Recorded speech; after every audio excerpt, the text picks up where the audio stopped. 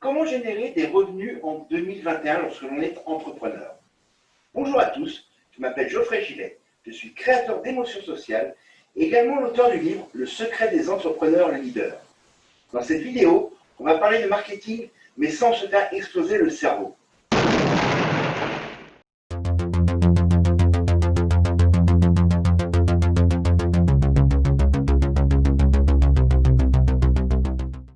Alors, dernière vidéo de l'année 2020, 2021 approche à grands pas. Quels sont les outils, quelles sont les stratégies que tu peux et que tu dois continuer d'utiliser en 2021? La première stratégie, c'est le blogging. Même si certains veulent le faire passer pour quelque chose de complètement old school, de complètement dépassé, le blogging est un excellent moyen pour te faire connaître auprès de ton audience et surtout de te mettre dans la position de l'expert que tu es dans ton domaine. Deuxième point positif du blogging, eh bien, cela va créer du trafic sur ton site. Puisque à chaque fois que tu vas créer un article de blog, eh bien, tu vas faire un petit texte d'introduction avec l'image principale de ton article de blog sur tes réseaux sociaux et tu vas envoyer tes fans, tes followers sur ton site. Et donc, plus ton site recevra de visites, plus ça va être l'occasion pour toi d'avoir du trafic, d'intéresser Google et faire en sorte que le moteur de recherche te fasse remonter dans les premiers résultats de recherche. Autre avantage, cela te permet d'envoyer des visiteurs sur ton site et si ton site est bien conçu, eh bien grâce au levier d'acquisition que tu as mis en place, tu vas pouvoir capter des prospects hyper qualifiés. Et enfin, troisième objectif du blogging, et il n'est pas des moindres, cela va te permettre sur Facebook de créer une audience similaire aux visiteurs de ton site. S'il y a des gens qui visitent ton site, il y a certainement sur Facebook une quantité de personnes qui ne te connaissent pas, mais qui ont les mêmes centres d'intérêt que les visiteurs de ton blog. Et donc, cela va te permettre de créer une audience similaire et de te faire connaître auprès de ces personnes. Deuxième outil, deuxième stratégie, là aussi, certains ont voulu faire croire que c'était dépassé, que ça ne servait à rien, c'est l'email marketing. Je le redirai jamais assez, en tant qu'entrepreneur, toutes les actions que tu mènes doivent tendre à te permettre d'acquérir des prospects hyper qualifiés et, au travers de tes séquences de vente email, de les convertir en clients prêts à te rémunérer à ta juste valeur. Alors oui, de moins en moins de gens lisent, tu peux même avoir une audience qui ne lit pas, auquel cas pour la stratégie blog, eh bien, tu peux passer sur du blog. Rien ne t'empêche au niveau de tes campagnes email marketing eh bien, d'avoir un texte d'introduction très court qui va expliquer ce que tu proposes comme contenu et envoyer vers de la vidéo. Le fait que tu aies une audience qui ne lise pas au niveau de l'email marketing est un faux problème. Il suffit d'avoir un titre accrocheur, d'avoir un texte qui va montrer la valeur du contenu que tu vas proposer pour faire en sorte que les gens ouvrent tes emails, parcourent le court paragraphe où tu expliques ce que tu vas proposer comme contenu pour les faire cliquer et consommer ton contenu en vidéo par exemple. Troisième outil, troisième stratégie, la stratégie WhatsApp.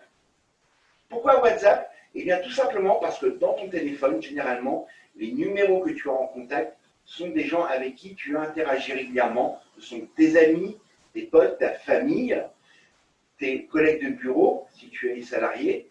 Et donc forcément, eh bien, de pouvoir communiquer par WhatsApp crée un lien plus fort que par Messenger. Autre avantage de WhatsApp, c'est que tu sais lorsque ton groupe a lu ton contenu. Et tu ne rates surtout aucune notification. J'ai fait l'expérience pendant 1 an. Je me suis concentré sur la stratégie Facebook Bot Messenger. C'est-à-dire que sur mon site, j'avais un bot. Et donc, forcément, quand j'avais des gens qui interagissaient avec, je m'attendais à recevoir une notification. Or, ce n'est pas toujours le cas. Bien souvent, ces notifications n'apparaissent pas sur Facebook. Et c'est lorsque je vais sur ma page que je vois que j'ai des messages. C'est dommage de rater des prospects, c'est dommage de rater des clients pour ça, alors que WhatsApp, eh bien, tout simplement, sur le téléphone, on a la notification. Attention cependant, tu ne peux pas envoyer du contenu à n'importe qui, il faut passer par un formulaire de capture, il faut que tu sois conforme au RGPD et que tu n'oublies pas dans ton registre, bien sûr, de mettre la finalité du traitement. Tu as le numéro de téléphone, eh bien c'est pour délivrer du contenu via WhatsApp. Quatrième outil, quatrième stratégie, on le sait, la vidéo et le format roi sur Internet et les réseaux sociaux, et encore plus le live. Pourquoi le live? Parce que ça te permet de préparer à l'avance le contenu de ce que tu vas proposer pendant ton live, de penser au déroulé, mais surtout, et c'est là l'essentiel, de pouvoir interagir avec les personnes que tu vas inviter sur ton live. Bien sûr, au départ, il ne faudra pas te décourager, il n'y aura certainement que une, voire personne sur ton live, mais c'est une stratégie qui est très rapidement payante pour peu que tu structures tes lives et que tu en fasses régulièrement, que tu les prévois à l'avance, par exemple sur ta page sous forme d'événement, pour que tu puisses inviter ta fanbase et éventuellement tes prospects à participer à ce live. Donc prends-toi-y 1, voire 2 ou 3 jours à l'avance, le temps que les gens aient le temps de voir la notification. Mais le live reste en 2021 un des formats stars qui va te permettre de créer une communauté engagée et ainsi d'avoir d'un côté des ambassadeurs de ta marque et bien sûr de l'autre côté de pouvoir générer de l'interaction et générer des prospects ultra qualifiés. Si je parle d'ambassadeurs de marque, ce n'est pas un hasard parce que l'un des outils que tu dois absolument utiliser en 2021 est ce que les gens appellent l'affiliation dans le milieu du marketing, mais moi c'est ce que j'appelle le cercle de tes ambassadeurs. Ce sont des gens qui sont clients, qui connaissent la qualité de tes produits et tes services, et à qui tu vas proposer en échange de cadeaux, alors ça peut être des séances de coaching supplémentaires, ça peut être du contenu premium, mais ça peut être également une rémunération, c'est pour ça qu'on parle d'affiliation, et bien ces gens-là, lorsqu'ils vont te trouver un client qualifié que tu vas convertir, qui va te payer pour faire appel à tes produits ou à tes services, eh bien cet ambassadeur qui t'aura amené un prospect, t'aura amené un client hyper qualifié, va se voir récompensé. Voilà, c'est ce que je voulais partager avec vous. J'avais envie de tordre un petit peu certaines idées reçues que l'on peut avoir sur certaines stratégies marketing que l'on veut faire passer pour old school.